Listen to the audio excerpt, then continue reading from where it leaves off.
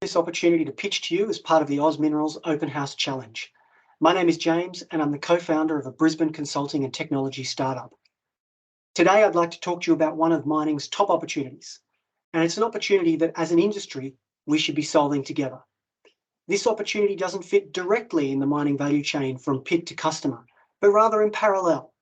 Today I would like to talk to you about standards, regulation, compliance and risk. There's an ever-increasing demand on organisations to provide greater transparency and accountability on compliance and risk.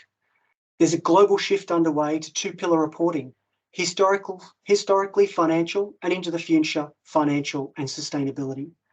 EY have identified ESG as mining's #1 risk and opportunity in 2022, and improving reporting and transparency is the #1 item. There's mandatory sustainability reporting and assurance in Europe by 2023, and with more than 75% of ASX 200 companies already looking to align to international sustainability standards, Australian legislation is only a matter of time. And legislation and policy aside, we want the entire mining industry to be demonstrating leading practice in sustainability. A black spot on one company is a black spot on the entire industry, and the implications of non-compliance can be devastating, as we've just seen again in South Africa with the tailings dam failure in Jagersfontein, 1 dead and 70 injured. But compliance and risk universes are complex. There's a lot of effort in just ticking the box without even considering the improvements that are required. Government mining regulations, global reporting standards, international ICMM mining principles, international tailings management standards, cyanide code standards, World Bank IFC standards towards sustainable mining, ISO certification, hazardous areas, statutory plant, material risks. The list goes on and on and on and on. And we tend to live in a world of spreadsheets to try and manage all of this complexity. So the challenge is, how do we simplify the compliance and risk universes? How do we assure that the assurance process is even effective?